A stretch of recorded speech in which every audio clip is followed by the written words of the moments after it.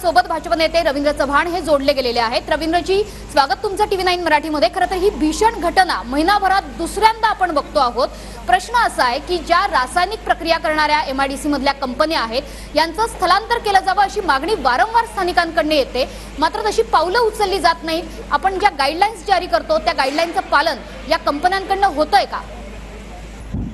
या संदर्भामध्ये आता इंडो एमएन या कंपनीला लागलेली आग ही भीषण आहे।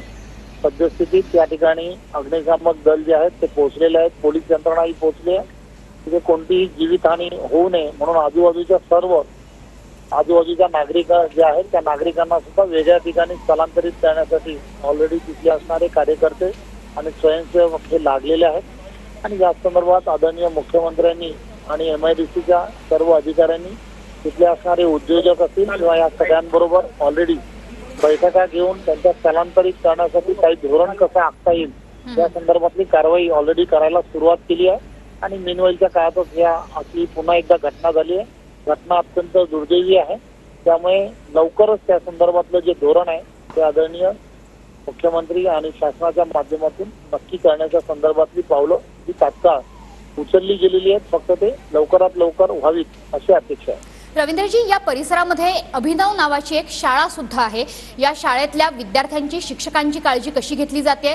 शाळेतल्या विद्यार्थ्यांना घरी सोडलं जात आहे का? नेमक्या त्यांच्या सुरक्षेची काळजी कशी घेतली जाते? ऑलरेडी ती शाळा आणि तिथल्या असणाऱ्या सगळ्यांना ऑलरेडी घरी पाठवण्यात आलेलं आहे। यंत्रणा पूर्णच्या पूर्ण त्या सगळ्या गोष्टीला आणि तिथले असणारे कार्यकर्ते आणि स्वयंसेवक हे सगळे त्या प्रक्रिया करून त्यांना सगळ्यांना घरी पाठवलेलं आहे।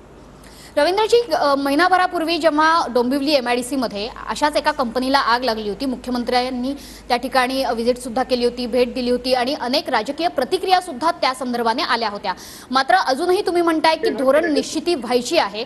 आणखी किती काळ वाट बघणार आहोत? कारण डोंबिवली परिसरामध्ये जनतेच्या डोक्यावरही टांगती तलवार आहे। इथल्या असणाऱ्या MIDC मध्ये जवळजवळ 50,000पेक्षा जास्त हे कामगार त्या ठिकाणी काम करतात।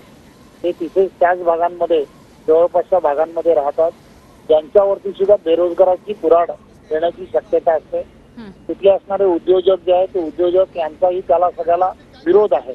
त्यामुळे त्यांना स्थलांतरित करताना त्यांना वेगळ्या पद्धतीने काहीतरी धोरण तयार करणं, त्यांना वेगळी जागा अवेलेबल करून देणं, कुठे अवेलेबल करून देणं, त्यांना काही इन्सेंटिव्ह देता येऊ शकतात का, त्या सगळ्या गोष्टीचा विचार करून नंतर मग त्या सगळ्या गोष्टी प्रक्रिया पूर्ण करणं असं अपेक्षित आहे। आदरणीय मुख्यमंत्री, MIDCचे सर्व अधिकारी, प्रदूषण नियंत्रण बोर्ड आणि सगळेच्या सगळं या संदर्भातले एकत्र बसून त्या संदर्भातल्या ऑलरेडी 1-2 बैठका या संदर्भामध्ये झालेल्या आहेत आणि त्यामध्ये धोरणाच्या दिशेने जाण्याच्या दिशेने सर्वजण तयारी करतायत आणि शासन यामध्ये पॉझिटिव्हली त्या दिशेने जाण्याच्या दृष्टिकोनातून विचार नक्कीच